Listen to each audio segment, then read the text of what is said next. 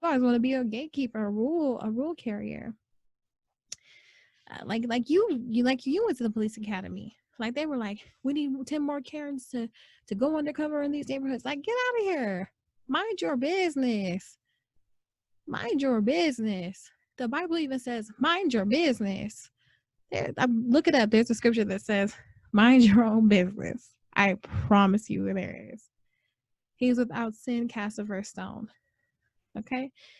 Y'all gotta stop. It seems random, but I got purpose. Things coming together so beautifully.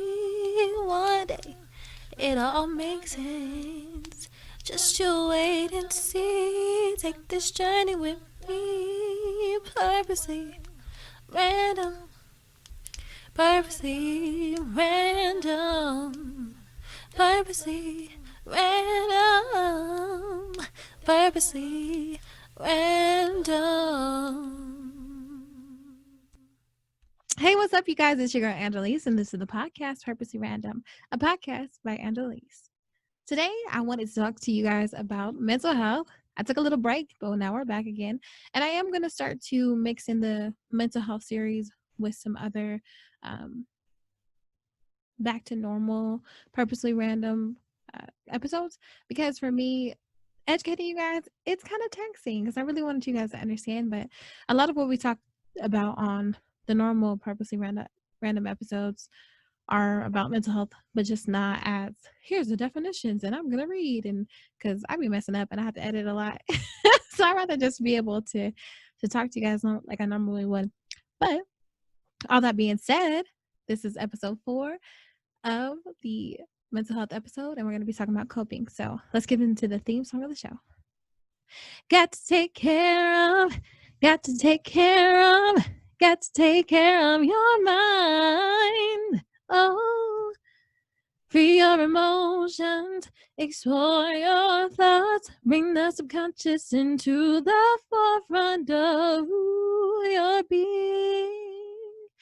Find peace, be okay with not being okay every day. Yeah, got to take care of, got to take care of, got to take care of your mind. No, got to take care of, got to take care of, got to take care of your mind.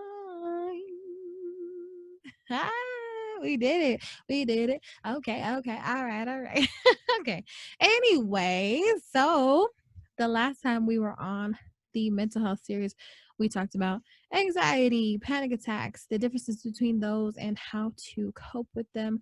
And we got into some of the coping skills, negative and positive. Um, this week, we're going to expand a little bit on those coping skills. But we talked about negative coping skills, and as you guys know, I like to call those survival skills because we're just out here learning how to survive. It's like, dang, I saw my parents drink, so I'm about to kick back at like 14 of them bottles. Please don't do that. Like that sounds crazy. Or even 14 shots or anything crazy. I'm just gonna drink every single day. Things that are just not healthy. So then we talked about positive coping skills, and so even though distracting yourself doesn't seem like it could be a positive coping skill, it is just in with moderation for sure. So today we're going to talk about calming skills and distracting skills.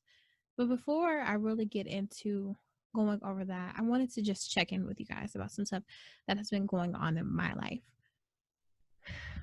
COVID-19 has hit my house. Uh, my sister-in-law, her cousin contracted it, and he lives with his family, passed it on to his family, his children, his mother, who then was in a car with my sister-in-law's mom, and my sister-in-law was with her mom, and now it's in my house. So I want you guys to know that COVID is real. It's not just some fictitious fictional character that the government is trying to tell you about. It's a real thing. And just because not everyone's dying from it does not mean that it's not real. It is very real. So when you're out here in these streets, please start wearing your mask. There's a picture that shows you people that have COVID-19 not wearing a mask and someone else is not wearing a mask. That's 70% that they're likely to pass COVID to that healthy person. If the COVID-19 person is wearing a mask and the healthy person's not, then that goes up to like 5% that they'll pass it. So lowers down to 5%. But if both the healthy person and the unhealthy person, the person that has COVID-19, are wearing masks, it's like 1%. And I know you're thinking, well, 5%, that's not that bad. I'm sorry, I don't want to be a part of that 5%. I'm high risk. A lot of people that you might not be high risk, but I am. So if you care about me, if you care about people like me, please just wear a mask. And honestly, y'all need to learn how to quarantine. The quarantine means stay your butt in your room. If you're not in your room, wear a mask. If you're doing anything, wash your hands. Do instead of 20 minutes, 20 seconds, do 30 seconds. If you're sick and you know you're sick, go the extra mile. Don't touch anything. Put gloves on. Like, really care about the people that are around you. Hand sanitize yourself. Like, just please don't share a bathroom with anybody that has COVID-19. Don't be within 6 feet. And what I hate about being in a house or a building is that the air just cycles through. Airplanes, like, it all just cycles through. So the germs are still spreading. So please, y'all, be mindful of the people that are around you. Wearing a mask in a public place, it's not that bad. People are acting like it's like World War III. Like, oh no, we're infiltrating my rights. It's like, what about a seatbelt? Okay, what about a red light? Y'all wasn't mad about that. That's keeping people safe. So now we were asking you to put something on your actual face, not just your body, because your seatbelt goes on your body. If you don't want to wear a mask, then don't go out. How about that? How about that? All right. So the reason why I brought that up is because I wanted you guys to know how real COVID is, but also because I have been super depressed about it. It hitting my house, not only for myself being high risk, but like for my sister-in-law and her family, and just thinking about the reality of this disease, and I've just been praying. And so I really had to use a lot of these coping skills. So let's get into the coping skills. How about that? So, calming skills, as you might have already discovered, it's just stuff to calm you down. So deep breathing with a pinwheel, bubbles, stuffed animals, or pillows, or a feather. Take a mindful walk. Yoga. Imagine your favorite place. Think of your favorite things. Picture the people you care about. Say the alphabet slowly. And when you get to that LMNOP, don't just L O M N O P. That kind of low key made me sleepy. um, and then remember the lyrics to your favorite song. I myself think of a lot of gospel songs to comfort me. That's how I feel the most peace and the most center. He's an on-time God. Yes, he is. Jesus be a fence all around me every day. He's a doctor. When the doctor says no, you still say yes. Yeah, those type of things. Run water over your hands. So wash your hands. When you're feeling upset and anxious, just wash your hands, especially right now. Carry a small object, like a rock, or sometimes like your favorite necklace or something like that. Change as you can fiddle. They have those fidget spinners and everything. Now, the kids were really hype on it. I think it's still a thing now. I'm not really sure. Make a fist and then release it. I usually do that with the deep breathing. Positive self-talk. So the last time we talked about negative self-talk, where it's like, I'm nothing, I'm nobody. But instead, you're like positive self-talk. I'm amazing. I make wise decisions. I actually have a painting that you guys might have seen in the background of one of my pictures that says, "You are loved, you are valued, you make wise decisions, and you will not be defeated or destroyed, but you will always overcome." Let me look at it real quick. Hold on, y'all. Let me let me turn my little big old head. Yeah, see right. If you could see right here, you are loved, you are valued, you are enough. I forgot about you are enough, and you make wise choices and decisions, and you will not be destroyed, but you will overcome. So, even having like a painting or something inside of your house could be really, really helpful too. Perfect. Then take a shower or bath, take a drink of water, counting, getting to the money. Just kidding. No, sometimes that's a stressful thing too. With money. Um, Blackout noises. I had to wear my headphones. I thank the Lord for headphones. Whoever invented headphones, bless you. You have saved a many a family. I'm the only one that wears headphones in my house. Apparently, I hear so many loud noises that I have to just cancel out because we're all here all the time, and I be getting tired of their voices, so gotta use those headphones. um, and then take a break. Take a break. The other thing that's really important. Lately, when I've been eating, I've just been deciding to like go outside and eat, just to take like kind of my lunch break, but my life break. Really, like, oh, let me go outside. Um, Distraction skills. So these are things where you can distract yourself, and they're also very calming. So instead of thinking about the things and like, oh, I need to calm down, it's like I just want to forget about this right now and just focus all of my attention on absolutely something else. So that could be something like writing a story, crossword puzzles, bake or cook, volunteer or do community service, random acts of kindness, read or listen to an audiobook. I randomly found Trevor Noah's book on YouTube, and when I tell you I went to sleep because I was so relaxed, and he has such a soothing voice. He's a really great reader um, of his book, but it's really good. So it was nice to quarantine myself in my office and fall asleep to his voice and just learn about him. Clean. Uh, it's something about the way that water, what? It's something about the way that light bounces off of things once you clean up that just makes you feel like, hey, everything's going to be all right. Every little thing, hey, it's going to be all right, all right. I'm trying not to steal other people's songs by remixing them. Uh, um, Play with a pet. My little Yoda, I call him my little puppy son Yoda. Sometimes I just look at him or play with him and I feel a lot better. Play with a board game or a video game. Don't play Monopoly. Like we can't play Monopoly in my house because people take Monopoly too seriously, and it gets deep. So I wouldn't recommend Monopoly, but something that you enjoy. Even a game on your phone. Like my favorite game is Face 10, and I'm just like, boom, boom, boom, boom, boom. It's not a shooting game at all. It's a card game.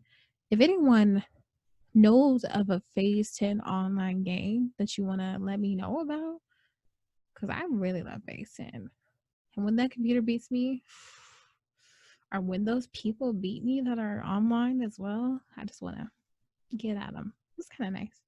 The little challenger me. All right. And then we're going to watch TV, speak to a friend or a loved one, start a garden, creative thinking. For me, like this has been a really, really great coping skill as far as like developing shows. And I've actually was a guest on someone else's podcast, um, two different podcasts, and one was really horrific, and we'll get into that later. The other one was really nice, just talking to someone else, and we talked about self-worth, and that was really cool to get into those things. So talking to a friend and creative thinking and producing shows is what I was able to do. Make up your own game. I don't know what that means, but oh yeah, you could also do like coloring. Coloring is amazing. for any age. Plan a fun event. I was planning my 30th birthday party. It was going to be a backyard shindig, but the way that COVID set up, people aren't wearing their mask, and so it's going back up. So that probably is not going to happen. And the way they hit my house, that's probably not going to happen. But it's in August, so you never know. We claim it and receive it, Father God, in your holy name. If not, we're going to have a Skype party. I'm going to go live and we're going to just party it up. Anyways, do a crafting project. As you guys know, I do a lot of painting, and sometimes I was making shirts and different art supplies and everything like that. And then do your favorite things and be silly and laugh. Y'all already know I be laughing on here. I be making songs and it's all clear. Hey, hey, hey, hey, hey. This is how we do. We don't got time to play. Hey. All right. Cool. So those are a couple of coping skills. I hope that you guys kind of learned about a couple of things that you can do as you're navigating stress, this stressful time that we're going through. I recommend as well a lot of prayer and meditation and chanting. You know, I'll be okay. I have a future. I'm not going to die. I have a future. I'm not going to die. I have a future. This will not kill me. I'm not going to die.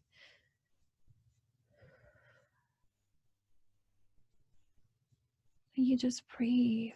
And you take in those words and you hold the validity, the truth inside of your mind, inside of your heart until a calm emotion just sweeps over your body, a calm wave. Yeah, I needed that just in that moment. So that was kind of real for me, you guys. Another thing that I wanted to talk about when it comes to coping and dealing with anxiety and communicating with other people is the window of tolerance. I know that we talked about this the last couple of episodes ago. So I wanted to get a little bit deeper into what the window of tolerance is so that way you can start to use that in your language while you're speaking to other people. So the window of tolerance is the polyvagal theory. So the window of tolerance is also the optimal zone of arousal. So this is the ventral vagal nerve. It's a deceleration of the autonomic nervous system response. Body relegated. State where emotions tolerated and information intrigued. Normalized sensation. So you're good. You're calm. Everything's everything. You're all right. You have full activation of the prefrontal cortex. That's something that we also talked about when we were talking about PTSD. You have greater access to intuition and insight, calm, alert, relaxed, aware, coherent. The social engagement system achieved, your self-soothing emotion regulation system activated, fear modulated, fear modulated. You experience a full range of emotions, joy, grief, anger, etc., with a sense of control and awareness of the options. You are able to learn new things and new learning is able to take place. So that was kind of a little stumbly, but that's where you want to be, man. You want to be in that window of optimization and be able to take in the new information and say to people, you might annoy me, but I'm going to be all right. Some of the times that you're out of that is when you are in a state of hyperarousal.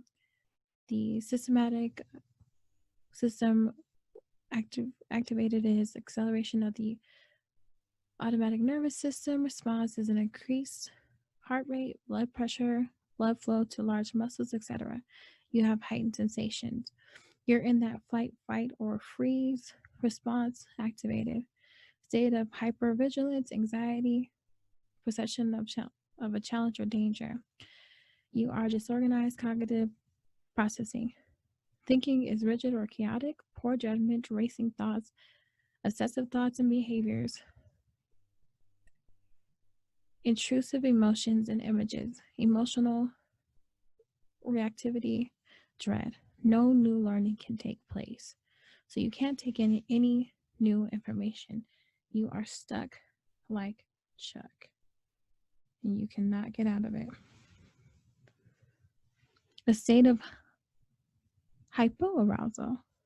So that is the extreme deprivation of autonomic nerve system response, decreased heart rate, blood flow to extremities, absence of sensations. You're in the freeze response, slowed or disabled thinking process, dissociated awareness, isolation and withdrawal, depression, numb, hopelessness, shutdown response, disabled defense response. No new learning can take place. So what I'm going to do is I'm going to take a picture. Well, here, let's see if you guys can see that. This is it. That's your window of tolerance, and I hope you guys can learn something about being able to talk to people. I'm not in my window of tolerance. Like, no new learning can occur. No real alteration of my feelings can take place. I'm just gonna be mad or sad or depressed or anxious. I need to get back into that window or as close to that window as I can. Speaking of window of tolerance, y'all, let's get into these social issues. And today I want to talk about white privilege. Yesterday, I was talking to a white man who said he's never experienced white privilege. He's white. He's from a place that has high crime, and he himself has a criminal past. So he would actually be targeted by the police. And I thought to myself, wow, that's actually a woke state. Because I'd rather them not target people by their skin color. And even though it's unfortunate that he has a criminal past and he's being targeted by the police, which we should all have the mind of reform, and we should all have a way to help people become better people and not try to take them down. But it was refreshing to see that his skin color didn't afford him the opportunity to not be harassed. I'm going to be 100% transparent about that. But to me, it's like any other place, you being white, having that same criminal background, your black counterpart, your brown counterpart would be way more harassing you. Even if you even look into the hood movies, there's always someone looking at the black person to see if they're stealing, but not the white person. We can't even go to our own neighborhoods without a Karen or a Becky or a Jillian coming up to us saying, "Where do you live?" I don't need to tell you where I live. I don't need to tell you where I live. Where do you live? How do I know you live in this neighborhood? How do I know this is your house? And if so, why did you bring me any bread? Why didn't you greet your new neighbor? If you're the neighborhood watch, wouldn't you have noticed me before now? But you always want to be a gatekeeper, a rule carrier. Like you went to the police academy. Like they were like, we need 10 more Karens to go undercover in these neighborhoods. Like, get out of here. Mind your business. Mind your business. The Bible even says, mind your business. Look it up. There's a scripture that says, mind your own business. I promise you there is. He's without sin, cast the first stone. Okay? Y'all gotta stop. But white privilege is real. Your skin color, even my skin color as a mixed race woman, I'm black by my mom and white by my dad. My skin color, unfortunately, affords me more opportunities, makes me look as less of a threat until I start talking and speaking up. And then they're like, oh, you are black. Oh, you have a voice. Oh, you're actually intelligent and holding us accountable. Let's hold you down. Let's not let you progress. It's a sad world where we're not trying to help each other advance, and where privilege is what drives us instead of humanity, instead of compassion, instead of wisdom. Another thing, and I know I'm piling it on today, and it's kind of like a more mellow, depressing episode, but I'm just going through a lot. And I was talking to a couple of friends about how people can see the truth. You can see a video of George Floyd, or hear the stories about Breonna Taylor, how you can see all these things and see all these truths and still turn a blind eye. And I was asking them, I said, is that people don't want their ego to allow them to be seen as someone that is wrong, they were wrong?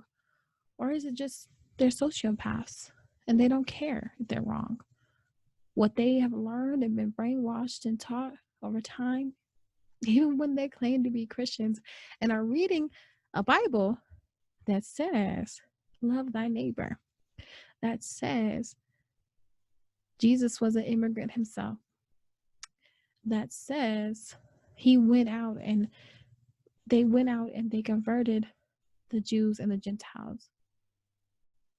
It says all that in that Bible that you claim that you love, and you're still out here hurting and killing and dismissing another human being because you think that your race is superior, because you think that we are inferior. Because guess what? The government has allowed y'all to keep thinking that. It has set up redlining and now gentrification to make you feel like you are the saviors and you are the victors. Your own history books have been written to make you feel that way. But guess what?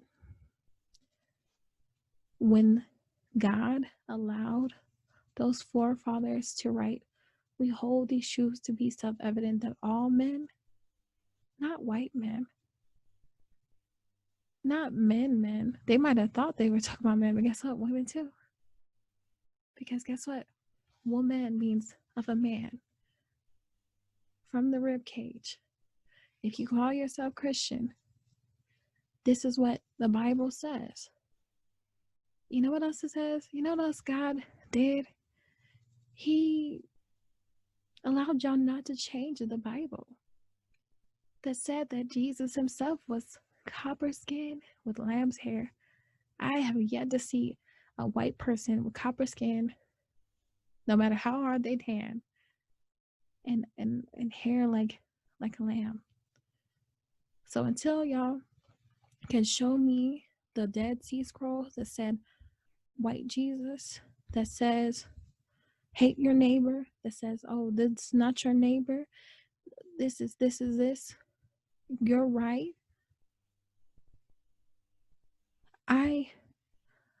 I know, and I claim this is the year I've been saying we're going to have a Saul to Paul transformation. That's my prayer, that all this persecution that you're doing, that God knocks you out and puts scales up over your eyes, so that way when they're removed, you can be an ally. You can see what I've been doing is not right, and it's time to wake up. And America, the world, is time to wake up. God has allowed this time, COVID-19, for us to all be more focused. And I'm happy about all the things that are happening for the Black community. Not what we're asking for, not what we really need, but it helps. It's nice. Oh, okay. Simpsons, you're not going to have any more white people voice brown characters. Oh, thank you. But what about arresting these people? What about getting more education and getting more help instead of protect and serve? Like, let's get protect and serve and not kill and destroy. Y'all out here acting like Decepticons. you're supposed to be Autobots. Now listen. These are heavy, heavy times, and I feel a heaviness. So what I'm saying to you guys right now on this podcast is, let's come together, let's talk, let's educate ourselves, and let's continue to grow. We have a time now where we can grow, where we can change the way we've been living and not go back to normal ways. The second wave is here, and it's only going to get worse. So let's just wake up. Let's wake up and let's do better. I believe in you. And that's a good place to stop. So, as always, be real, be you, do what you came here to do, and be the light that you want to see. Peace.